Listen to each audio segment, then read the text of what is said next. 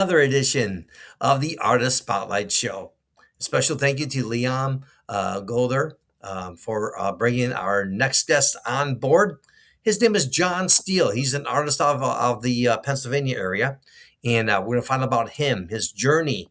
We'll find out about his music, how did he get started, and who were some of his icons growing up. We'll find out this and much more as we continue with the Artist Spotlight Show.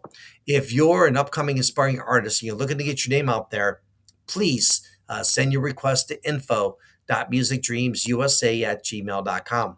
Or if you are a business looking for some more exposure, you're looking to get your business name out there, we can help you. Again, please send those requests to info.musicdreamsusa@gmail.com. Our show this evening is being brought to you by Music Dreams USA Radio. We play everything for everyone. Also, Biker Babe Barber and Company. When it comes to live music, we have got you covered. Also, Table and Mike Productions, Eagle Street Corporation, and that is our production company for the Artist Spotlight Show. And without any further ado delay, let's go ahead and meet our special guest, Mr. John Steele is in the house. Sir, how are you today?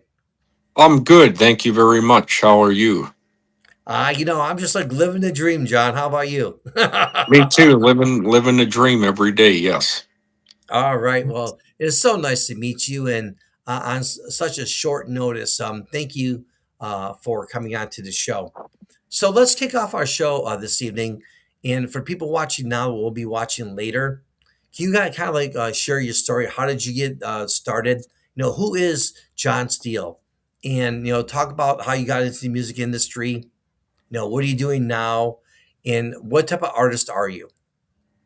Yes. I right now I'm 45 years old. I grew up over on Pennsylvania in Pennsylvania here. I started liking classic rock music probably far back as I was 2, 3 years old, and I made a song up called "Bashtable" back in 1983 when I was two. I don't actually have the words for it. It was just a terminology came in my head, so that was the first uh, recognition of that I was going to become a musician because I was making songs up at 2 years old, even though I didn't have a lyric right up. And I listened to classic rock. My parents always had it on in the 80s, and I became playing trash can as drums when I was about 5, 6 years old. I used to beat on trash cans, and then No way. yeah, that's how I knew I was going to become a drummer. And um, and going into when I officially started writing lyrics was somewhere between 1995 and 1997. I used to make up Weird Al Yankovic type songs, making fun of other songs, which that would go back to my beginnings of John Steele. Was one of my albums I released, and some of the Weird Al Yankovic songs, which were just me singing and no music to it. It was just like a minute and a half clip, and I've done songs like that. Then I've the songs that I wrote after that were mainly about um, funny type of songs, not Weird Al Yankovic, but just other funny songs like Mig the Pig. I wrote that, Relentless, Allison, songs like that, and Presumptive Letsky, Cynical Latsky, In Love with Melissa. I have a unique style of singing and playing the drums on that style of music, and then my other more serious songs, like some like In a Soldier's Stance, Crossing Paths, Love in a Sunrise, those type of songs.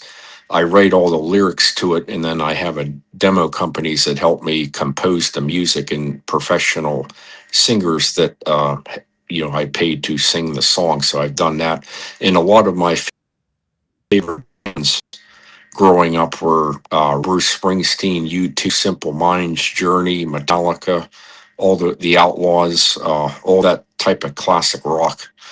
And I steer somewhat. I'm writing still comical songs. I'm writing Christian rock, pop, comical. And I'm writing actually a tribute album now. I just have 8 of the sets of lyrics written already, but not necessarily knowing how music is going to completely go, but that's where I'm at now. And um, part of my life, I started working jobs about 16 years old as a dishwasher. A couple of jobs. I worked for grocery stores. I went into the military, the Air Force. I had about 10 years worth of service. I worked for a VA hospital. I worked for Oh, them thank for a you. while. Yes, appreciate that. I managed to get three college degrees. I got an associate's from Penn State, a bachelor's from Penn State. They were both in letters, arts, and science with a business option. Then I got a master's degree from California University of Pennsylvania on the Global Online in exercise science. So I managed to complete three college degrees. I got a PBA bowling certification. um, I'm able to bowl with the pros whenever I want to. Just Oh, have to, wow.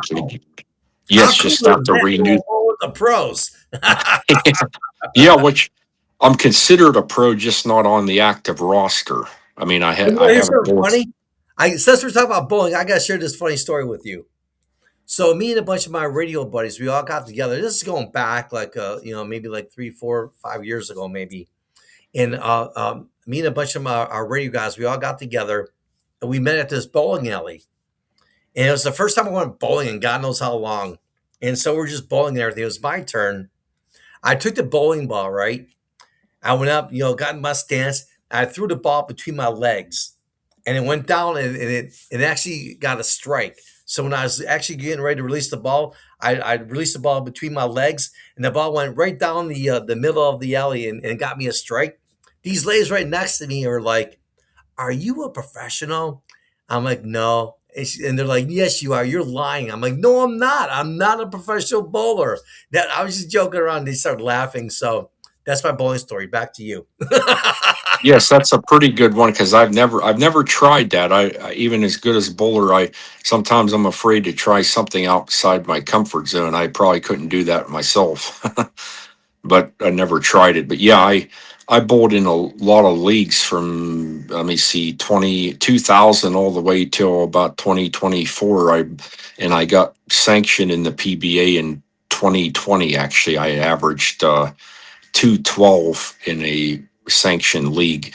I could have had the card years ago before that, but I didn't realize that I qualified back then. But at least I got it now, and I having problems with knees on and off, so I haven't bowled that much. But I mean, I could get back to it. But it's something along with music and exercise and fitness is something that I was highly into as well because of the military and martial arts and all that. So that's why I got the master's in exercise science.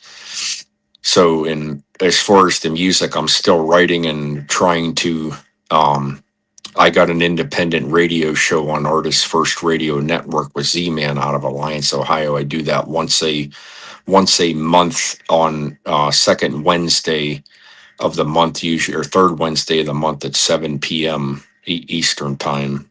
That's on Artist First Radio Network in Alliance, Ohio. But I do it through the phone. He calls me and they video it, or not video it, but audio over the air, and they have their own website with all a bunch of other shows. It's an independent radio station.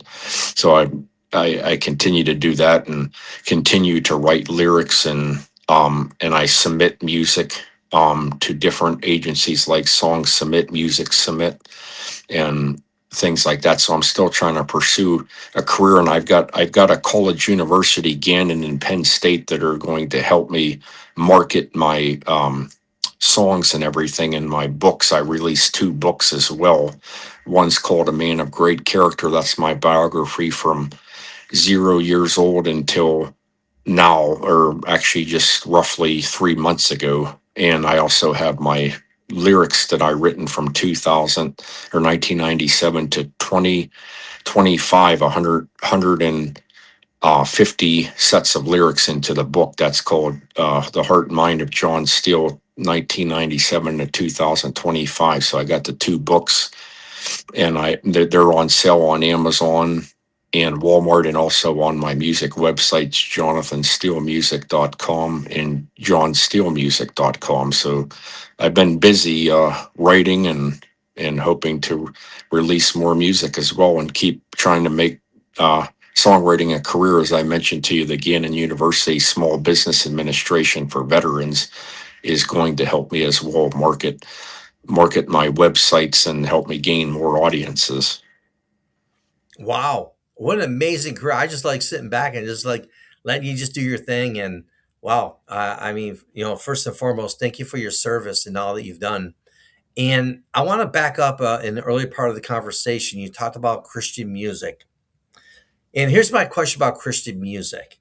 You have some Christian artists that only play their music in the Christian communities, and they don't play their music outside of the Christian communities. Then you got a company. Then you have a group called for country. The group the King and Country, and they're a Christian band, but they play their music outside of the Christian community. So, as a Christian artist, would you agree with me that if you're a Christian artist, it's okay to play your music in a Christian community? But what about the people in the world that maybe need to hear the good word? Maybe they're going through something. Maybe they're going through whatever. And maybe it's a song of yours that they hear that it helps them. I mean, you're not going to be a complete healer, obviously, but maybe that song for that moment in time is going to help them maybe try to cope with what they're going through. Based on what I just said, do you agree or disagree, and why? I agree, because the world needs to know about Jesus that doesn't know him. And these songs, not just me, all Christian artists, it needs to be out there, because we're living in such a time right now that the return is getting closer and closer. And these are ways to bring the planet and planet Earth, all the people and all the nations, closer to Jesus before God and that trumpet sounds. Becomes back before God and Jesus come back and that trumpet sounds. And I believe that the more you listen to music and the more you invest into something, especially Christianity, the more you're going to get out of it, and possibly the more happy you're going to get and the more peaceful you're going to get. And the world needs to realize that sin is not the answer. And everybody, some people try to cut out and say, hey, we don't need this, I'm going to live the way I want to live. But I think that music is a big impact on what we hear on the radio, impacts the environment, because if something negative wasn't there to begin with, it wouldn't have been a problem for somebody. So if something's positive in there, it needs to be in there, and that's replace something negative with something positive. And you can feel in your soul and your heart when you start to turn more towards Christianity over time. It takes time. It doesn't happen overnight. You start doing the walk of life, and you start doing the walk and living the walk. And people that know, that have experienced God and Jesus inside them, they need to share it with the world and be the light of the world until they return. And music is a great way to do that. Why? Then that answers my question. But to follow up with that, why do we have Christian artists only playing their music to a Christian audience only, and not to the general public? Probably because more people, there's probably a categorizing of just Christian folks that in some of the world doesn't want to participate in that, because that's not what they're into. But I think it's sort of like a segregation type thing. I don't know why it's that way, but I would say that it needs to change. I think it should be more available. I think more people should try it, and it should be, how the government separates from church and state and things like that. So it's sort of like in music that way. But more people, probably more people that would go to church would listen to that, would listen, be more prone to go to concerts. So it has to be, I think we're starting to lose our identity and our nation in some ways. So I think that has something to do with it. And some ways Christianity's coming back, and some ways it's not. Need to get it more advertised out there. So I think um, that's a start. Yeah, thank you for sharing that because I mean, that's a question I've had for so long. I mean, I'm a Christian as well, and I do love Christian music, but I've always wondered why are they not expanding their musical audience and not just the Christian community they the Bible clearly states that when we have a platform, we're to use that platform to reach the lost, to reach people who've never heard of Jesus. And if God's given you a platform, if you're not using it correctly, right? Easy come, easy go. If God gives you something you're not using it, He'll take it away, give it to somebody else that's going to use that platform the way He wants it to be used. Am I right about that?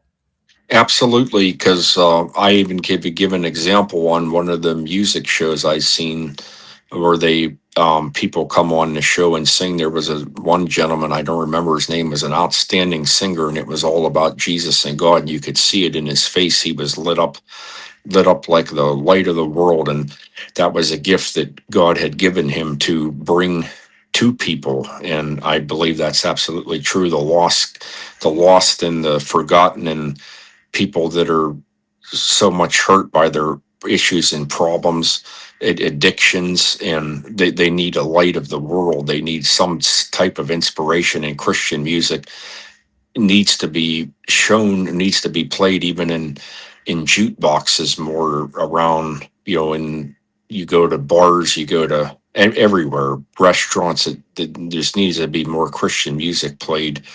And there's people that disagree with it, but we that know what we experience, the rest of the world needs to know that. And there definitely is a God in Jesus, and I'm a testimony to that. And I definitely believe that Christian music needs to be shared with the world, and people that are hurting need that, because the happiest time in your life can be when you get that Holy Spirit in you, and you feel that for a while. You'll say, "Wow, that John Steele was right." When that light comes on, and then you know that there's an afterlife, and there's a God in Jesus, and it all makes sense. I agree 100%. Yeah, thank you for sharing that. And let's talk about your songwriting now. I mean, I know some artists, they have these computers and they have all these words on it. They match the words to the melodies of the songs. What does your songwriting look like?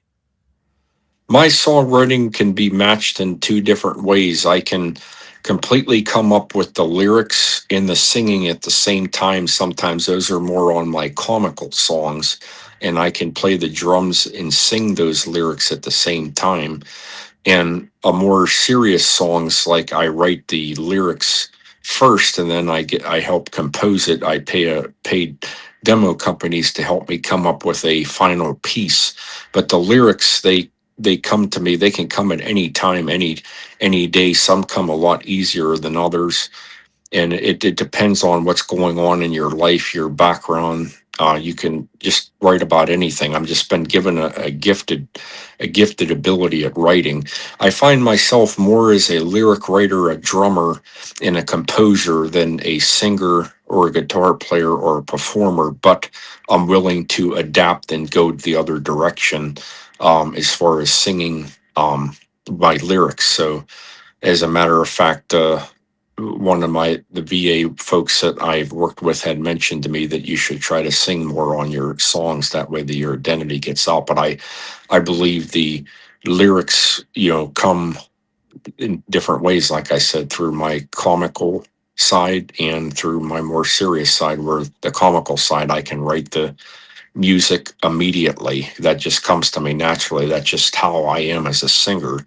But more of a serious note, more of a drummer on the more serious lyrics, so it comes out in different ways. Awesome. Thank you for sharing that. And my next question is, with you being, another thing I heard you say during this interview was, you're actually reach out to different organizations to help you to get your name out there, help you to get your music out there. So, as an independent artist, what are some of the obstacles that you're facing, and how do you overcome them? Well, I'll give a big one. There's a lot of scams out there, and it's easy to fall victim. One thing I would say is, um, that's the biggest downfall, is trying to find out what's legit or not. And I can give you two good ones is that are good, is Music Submit and Song Submit. There's two good ways to find reputable people, and I that's an experience from my own sense. And some of the freelancing services, I didn't have very good luck on that. I've turned out, and I've had somebody come at me many times in different avenues to try to get money out of me because they knew that I was trying to break into the business if I could. So that would be the biggest hurdle. And once you find um, a legit representation, legit managers, legit websites and things, that's when everything gets a little bit better for you. You get more opportunities, more podcasts, more chance to advertise. So you just got to be careful of predators out there because they're out there. I could not agree with you more. Trust me, you're like speaking to the choir right now. Yes. Yeah, I hear you. How did you meet Liam Edward Golder? How did he come into play, and what has he done to your career? I have met Liam Gorder through that song submit. It was Modern Beats. I had submitted to a listing. I submitted a couple of my songs, and Liam had responded back to me, and he's done some work for me. So he's helped me already get several podcast shows. He's helped me get my music submitted to publishers, labels. He's wrote a book for me. He's helped me get my lyrics copyrighted. He's done a lot of things through his services, and he's going to continue to try to help me break through the plateau of breaking into the business. And he's very respectful. He's a very nice guy, easy to get along with. Just he heard my music. He likes it. I explained everything to him, so I think he really wants to help me sincerely, or I wouldn't be on this show right now. I could not agree with you more. Well, Liam is actually a part of the Music Dreams USA family. He actually partnered with us going back about 3, 4, 5 months ago, maybe, and he's now a part of our show. And we also have a record label that we work with. So, yeah, definitely, we're like the one-stop shop. So we interview you, we like you, we put you through our contacts, and boom, you're off and running. So you're in a good spot with Liam, and yeah, so yeah, definitely, glad to meet you, and you're welcome to the show. So describe yourself as an artist. So an example would be you're going to be scheduled to play somewhere. I've never heard of you before, and I never heard you play, but I'm intrigued to come and check you out. What type of show can I expect, and how would you describe yourself as an artist? The songs by myself as a solo artist, I would be singing more my comical songs. I would need to, as the more serious bands, I would like to get together, or the more serious lyrics, I would like to get together with a regular band. But if I did a solo show, I would be singing more comical songs and playing the drums at the same time. As it would just be the drums and me singing. It was as a solo artist, instead of like a solo guitarist who plays the guitar and sings. This would be something that's very unique. It would be playing the drums and singing at the same time, and that's how I would go about performing. Okay, awesome. And what are some of the obstacles other than what we talked about? What do you think about song sharing and getting paid for your music? What are your thoughts about that process? Do you like it? Could it be better? What do you think? I think it could be better, but I have the folks at Gannon University and Penn State that are reputable folks that before the people that I met that weren't too good, but I believe that that's a start. And also these podcasts and everything. I think I'm on the right track, and I got a lot of good assets. That's what I would recommend to folks is to check with the Small Business Administration if you're a veteran or a business administration connected to your college. If you're trying to break into the music business or want to make it a career, even if it's as an independent artist and not as a professional. So I think those avenues will be helping me. And so some obstacles, like I said, to overcome it is you got to ask somebody, don't just go into something, make sure you check it out online or ask somebody, hey, is this legit? And things like that. So that's what it takes. During your musical career, have you had the opportunity to meet some really famous people? And the second part of that question would be, what's the best advice you've ever gotten in the music industry? Um, the closest I came, I met a few stars when I went to concerts. I met Eddie Money and Henry Paul from the Outlaws. And there may have been a few other ones. And the best piece of advice I got was just take any legit thing that you can get yourself into, and to don't break away from who you are. Once you if you become famous or whatever, do not let it take away from who you really are. Stay yourself no matter what, no matter what it throws at you, whatever the music career throws at you, to stay who you are as a person, because that matters the most. Are you working on any new projects right now?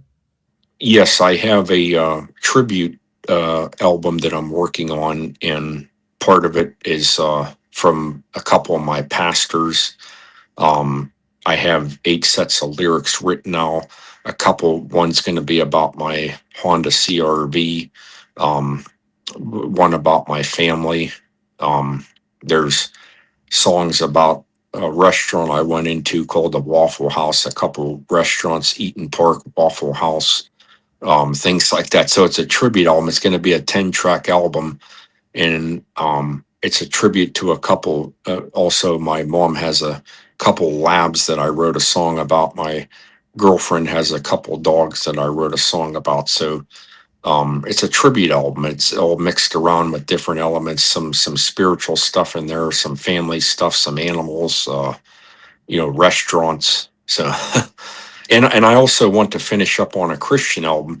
I wrote 4 songs already that have a rough draft of how they're going to go, but they're not completely into music yet. But I want to write another 6 sets of Christian songs to go with that album. It'll be a 10 track Christian, 10 tracks related to Christianity. And I do have one release song, Christianity. It's called Good Life Elsewhere, which is one that's been recorded through Tunely was the company I worked with to record that song. So I do have one released Christian song, and sort of another song was Living Life, that has some Christian elements, that it was written way back in 2002. So I do have a few that hint towards Christianity, but I like to finish the 10-track album and write 6 more songs. So that's where I stand right now. How do people get in contact with you and how can they download your amazing music? They can go to jonathansteelemusic.com and johnsteelemusic.com, and they can go on Spotify, YouTube, SoundCloud. I have email links too, that you can drop me an email on my Jonathan Steele and John Steele music websites.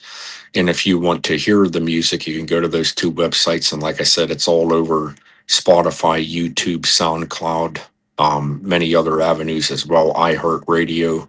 I'm sure there's a lot of platforms that I don't know about that the music is on. And also, there's my books are also for sale on my websites and Amazon and Walmart.com.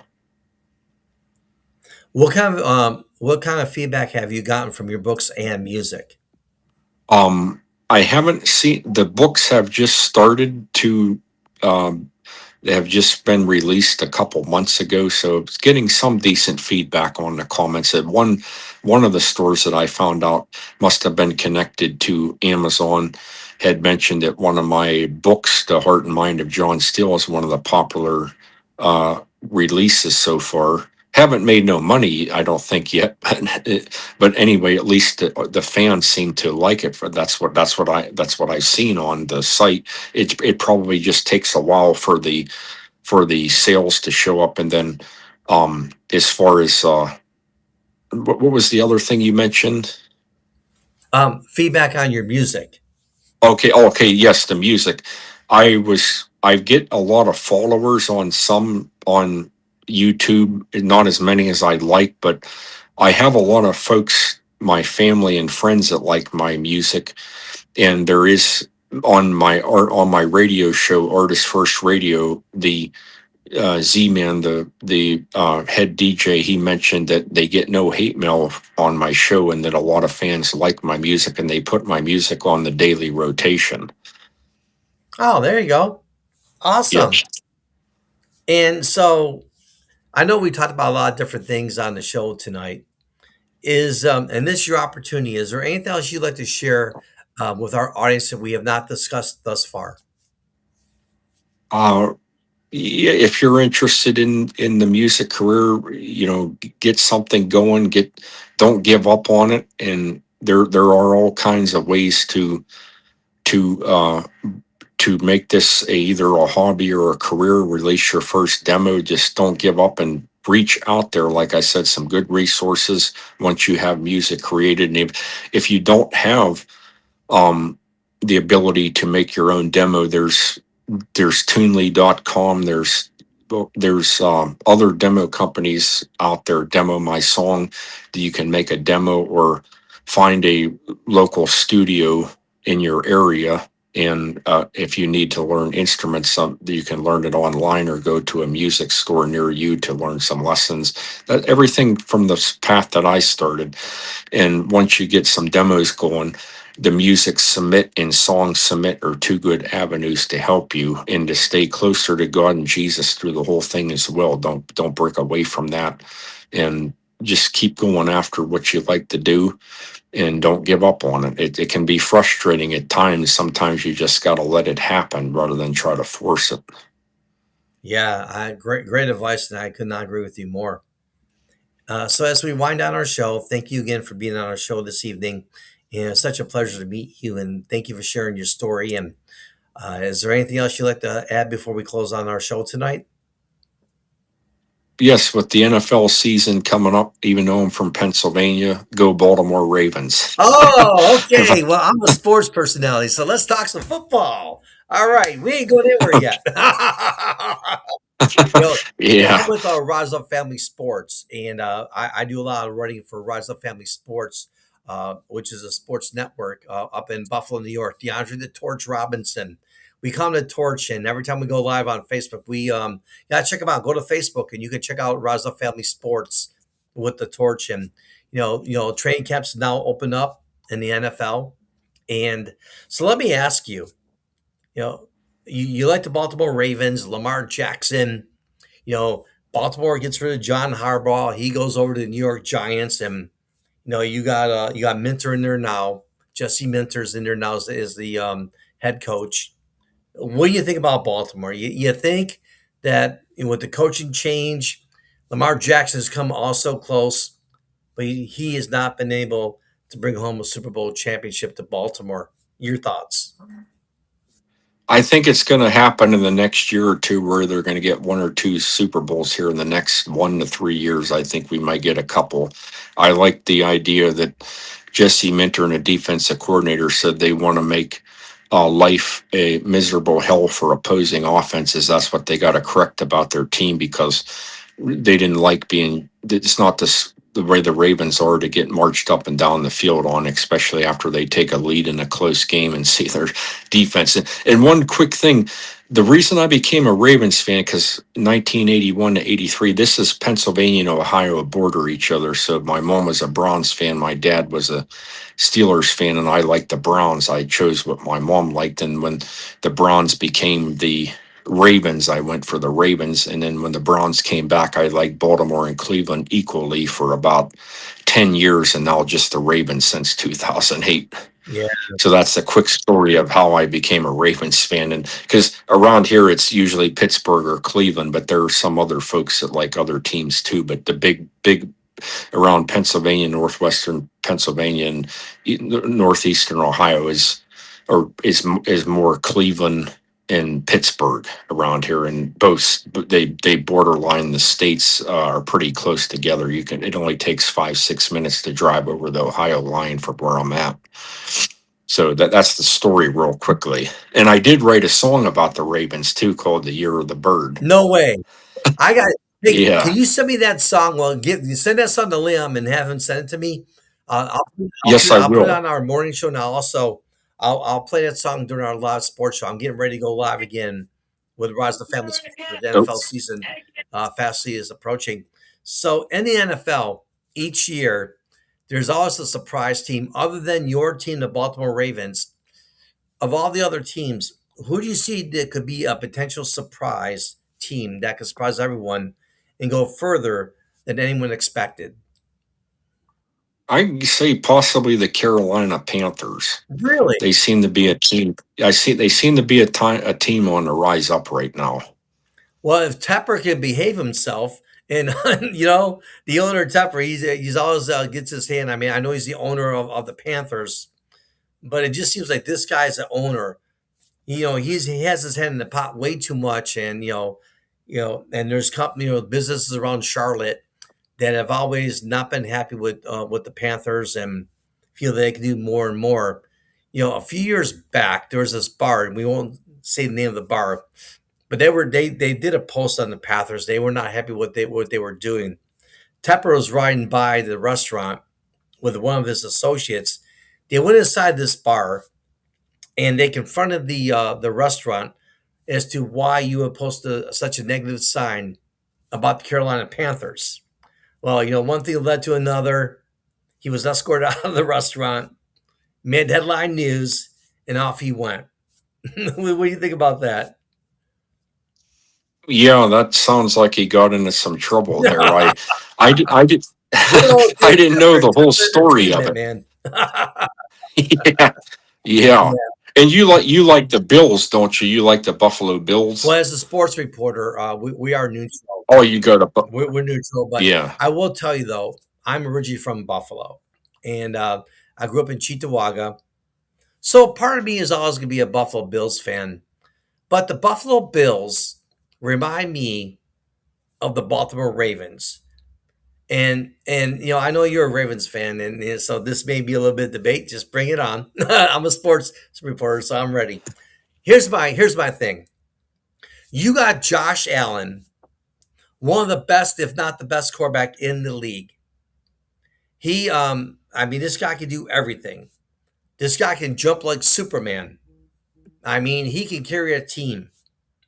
Look at the game last year against Baltimore. He had no help at all. He had no receivers. The catch by Brandon Cooks, that should have been a catch, but the officials ruled it not a catch. But in reality, that was a catch. He had possession of the ball, knee touched the ground, and then the defender ripped it off his hand, I should say. And then they ruled it incomplete pass, which was totally wrong. But the Buffalo Bills are a team where you have a loaded roster. You got talent all over the place. And Josh Allen, this will be year number 9 with the Buffalo Bills. Been to 2 championship games. He was 13 seconds away with the first time against the Chiefs. And somehow the defense let the Chiefs drive down, kick the tying field goal. You go into overtime, and the rest is history. Twice they've been to championship games, and twice they've come up empty. And I know you can't blame Josh Allen for everything, but if you're a quarterback in the NFL, you are the leader of that franchise. You are the franchise. And you're getting paid a lot of money to be the leader of that franchise. And it just seems like during the regular season, this guy is Superman. When it comes to playoff time, where is Josh Allen? He a lot of turnovers. He carries the football like a loaf of bread, throwing interceptions at the wrong time of the game. Look at Denver last year. Fumble, interceptions, things that he wasn't doing in the regular season that he's doing in the playoffs. So this year's gonna be interesting. Now, you fire Sean McDermott. All right, he's been there 8 years, and so they get rid of him. They bring in Joe Brady, the offensive coordinator, and and Buffalo's offense was good under Brady. So, I mean, I can see Buffalo getting away from Sean McDermott. You've been there 8 years. Yeah, you brought the team to the NFL. You brought the team to the playoffs, but you've not been able to get the team over the hump into the Super Bowl, and that's the reason why they showed him the door. So now you bring in Joe Brady, the offensive coordinator. Is he gonna? I mean, they changed the defense there. Offenses, I think maybe a few different wrinkles there. They bring in Leonard, Jim Leonard, who used to play for the Bills as a safety. You bring him in from Denver, change up the defense. You brought in some new faces. Is that going to be enough for Buffalo to finally get over the hump and get Allen into the Super Bowl? I really believe if you can get Josh Allen in the Super Bowl, I believe that Buffalo can win the Super Bowl. I think he's that good. But you can't really blame him for everything. The Buffalo receivers, they've not shown up, and and at time, it's not just him, but there's other people on that team too that for some reason don't show up in the playoffs. And is this the year with the coaching change, new defense, new players? Is this the formula now that's going to get them there? What are your thoughts about Buffalo? Yeah, absolutely. I believe that. I believe that Buffalo is going to be in the Super Bowl now and between now and 3 years, maybe once or twice. And I believe they can get over the hump as well. I think, like you said, both Baltimore and Buffalo seem to, and we lose to Kansas City, both of us. We've lost to the Chiefs on a trip to the Super Bowl. So I think both teams defensively have to step up, especially Buffalo as well. They can't put it all on on the quarterback's hands. They got it, Josh Allen. They've got to be able to step up, and I believe that Buffalo will be in the Super Bowl between now and 1 to 2 to 3 years, if not possibly this year. It's a good possibility. I think Josh Allen is incredible, and I was not a happy camper about the way he beat us 2 years in a row last year and in the playoff game. And so, yes, I definitely believe that Baltimore and Buffalo could be an AFC Championship game 2 years in a row, possibly three. And we both have to have we have our kryptonite that beats us as Kansas City. So uh, one of us, Buffalo, they've got to do the same thing. They've got to take out their kryptonite, because I think Patrick Mahomes will be back as well. So that's going to be a problem for Buffalo again. But with the new coaching staff, they may have a recipe to uh, to defeat the Chiefs and make it to the Super Bowl. And Denver will be back as well. So I think Buffalo will have to tend with them as well. Kansas City. Let's talk about Kansas City now. Patrick Mahomes go down with a serious knee injury, right? Goes to surgery, rehabs. Now he's back. The question now becomes: are we going to be getting back the old Patrick Mahomes? Are we going to get back a player that will maybe that injury is going to maybe slow him down a little bit, and maybe he's not going to be the same Patrick Mahomes that we're all accustomed to seeing? I mean, this guy's a gamer. You know, when it comes to big games, who shows up? Patrick Mahomes. And that's my point as I talked about Josh Allen, right? And recently there was a poll that came out saying that Josh Allen was the best quarterback in the NFL. I'm like, what? I mean, Josh Allen is a good quarterback. What about Patrick Mahomes, who's been there, who has delivered? And when it comes to big games, who shows up? Patrick Mahomes. When it comes to big games, where's Josh Allen? And you're going to tell me that Josh Allen is the best quarterback in the NFL? I respectfully decline that. He's a great quarterback. Josh Allen, loves the team, loves the Bills, he loves the city, and he does what he can. But he's not the best quarterback in the NFL. My pick is Patrick Mahomes. That guy delivers. When the game's on the line, whether you're a Baltimore Raven fan or, I'm from Buffalo, so I'm always going to love the Bills. Um, but, you got to put the do where the do is due. And that's Patrick Mahomes all day long. You can agree or disagree. What do you think? I agree. He's in. I've heard he's a good Christian man too. So part of that goes in with how his play is, and he's got the job done. He's been to how many Super Bowls? 4 or 5, and won 3 of them. So it all tells the story right there. He's in the field of Lamar Jackson, Josh Allen, and Patrick Mahomes. It's incredible that we have those 3 quarterbacks in the AFC right now. And if this was a league where only one of them existed, I think that team would be in the Super Bowl almost every year on the AFC side. If there was only one quarterback on our side, because there's such 3 explosive quarterbacks, and Patrick Mahomes seems to be the Michael Jordan of basketball right now in football. So out of those three incredible And quarterbacks. you got the young guys too. You got Bo Nix. You got Trevor Lawrence from Clemson. You've got some young guns there too. They're up and coming as well. And so the NFL definitely has some great quarterbacks, no doubt about it. It'll be this. I mean, one thing I love about the NFL, each year is different, But the NFL. Let's talk about the NFL and officiating during the off season. Going back to that Buffalo Denver game where the catch was a catch, the NFL went back and they changed a few rules about that. And so, what do you think about officiating in the NFL? Here's one of the ideas I've always had, and I'll share it because we're live. I think the NFL should have a training camp for the officials. All right, during the off season, you're the NFL. Pick the guys you want to be officials. Once you got your roster, put them into a training camp, bring them in a training camp, right? Put them in situations that they're going to see during the games. Have them look at video, have them on the field, and have them put the people into those situations. Maybe you have analytics, about the missed calls, the calls that should not have been made that were made, and kind of turn it into like a training camp, and get these guys all on the same page, right? And get these guys to call the game correctly. I mean, it's fast. You're human. You're going to make mistakes. No matter what you do, you're going to make mistakes. No question about it.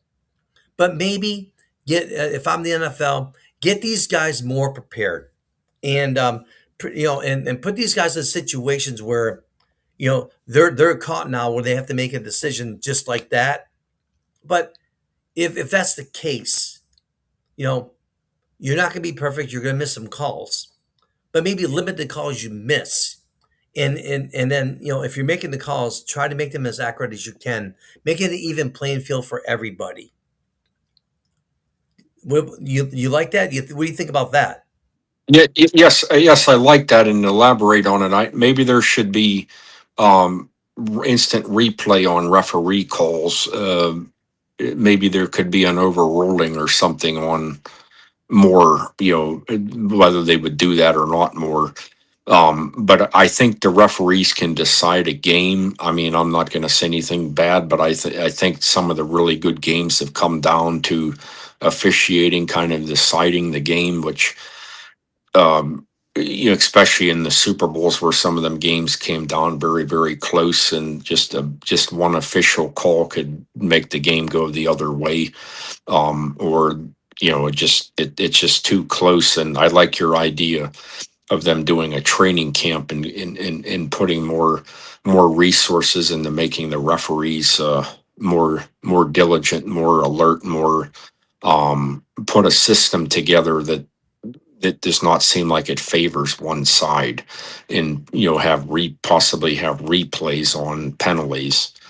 If that would be something they could do, something to make it more seem like it's down the middle, and um, they could, like, how they go to the headquarters to overturn a call or whatever. So should be more of that, even on penalties that are not that big of a deal, because so many penalties can either hurt, break, and it seems like it happens to every team. It's not just one team. It happens to almost every team at some point in a close game, and that's frustrating. Oh yeah, right on. I totally agree with you. And I mean, if you're an official, as I just mentioned, you're not going to be perfect. You're not going to get every call right. But let's limit that. Let's limit those mistakes. And as much to your point, those mistakes. Look at last year in Buffalo and Denver, right? I'll say it live on here right now. Buffalo should have won that game. That game was stolen from the Buffalo Bills. That game last year in Denver, Denver outplayed Buffalo, but somehow, some way, you got Josh Allen, right? Josh Allen kept them in that game, even though Denver totally outplayed Buffalo in that game. And then you go into overtime, and Allen throws a strike to Cook. He has possession, his knees on the ground, the ball's in his hand, and then the defender, after all that, rips the ball out of his hand, and then they call it incomplete or interception, whatever the case may be. But Buffalo should have won that game. And it was because of the bad officiating that stole that game from them. Sean McDermott, after that game, went on fire. He stuck up for Buffalo. And he said, quote unquote, I mean, I'm tired of people, taking advantage of the Buffalo Bills, you know, and, the calls going against us. That was a call that should never been made. And I'm sick of, Buffalo always getting the raw end of the deal. He stuck up for the Buffalo Bills. And little did he know, I mean, if that were a catch and if Buffalo won that game, would Sean McDermott still be in Buffalo coaching the Bills, or was it a matter of fact where Terry Bagula and senior management of Buffalo, he was just a sitting duck waiting to be dismissed? I mean, we all know what happened, but Denver, I mean, Sean McDermott. I actually had an opportunity to meet Sean McDermott at the Orchard Park Country Club. I was doing an event up there, and he was coming in, to get some food for his family. And what a great, classy guy he is, right? At the time when I spoke with him, hey, I'm Russell Ken with Music Dreams USA Radio. We're trying to get our media credentials for the Bills. We'd love to have you on our show. Do you know that he took time out of his day to sit down with me, give me some ideas, the people I could reach out to, and all that. And we did that, but unfortunately, it didn't work out for whatever reason. But that's Sean McDermott, an NFL coach that doesn't even know me. Met me for the first time, and I was like a face in the crowd to him, probably. But he had enough class to sit down with me, talk with me, give me some ideas, and I would never forget that. And I've always been a fan of Sean McDermott, and it broke my heart when they fired him, because I feel like they fired him for the wrong reasons. Yeah, he had a defense. His defense wasn't good enough to get over the next hump. He was there for 8 years, and maybe he's a Christian man, so maybe that was his time. Maybe the good Lord has something else for him. So yeah, where did John go? Well, anyways, let me finish my story. So Sean McDermott was a great guy, and Sean, if you're listening, you will be watching a little bit later. Thank you for doing that. And I don't know where John Steele went, but anyways, thank you so much for watching the Artist Spotlight Show. It's your friend Russell K. wishing you and yours a very pleasant good evening. And if you're an upcoming aspiring artist, you want to talk sports? Hey, John, is that you? Well, John may be having some technical difficulty. Man, we were having so much fun talking sports. Speaking of sports, the NFL season has now started. Make sure you join my man, Rise Up Family Sports, and DeAndre the Torch Robinson. As we cover the NFL, when it comes to sports, we got you covered. We covered the Buffalo Bisons. We covered the Buffalo Extreme. We cover, when it comes to sports, we've got you covered. And here is John again. So let me see if we can get him. John, are you there? All right. He's not there. He's having a little bit of difficulty in. But yeah, I want to say a special thank you to John Steele for coming on our show this evening. And again, if you're an upcoming sparring artist, if you're a business looking to get your name out there, give us a call. We'd love to hear from you. And training camp has now begun in the NFL. And so we'll have some breaking news for you. Anything going down, we got you covered on Rise Up Family Sports. And you can catch me and DeAndre Torch Robinson on Facebook every day. We have live sports shows, and we're going to talk sports. Until then, my friends, take care of yourself. Have a great rest of your day. And thank you so much for watching the Artist Spotlight Show. Again, our show is being brought to you by Rise Up Family Sports, Biker Bay Barber and Company, Music Dreams USA Radio. We play everything for everyone.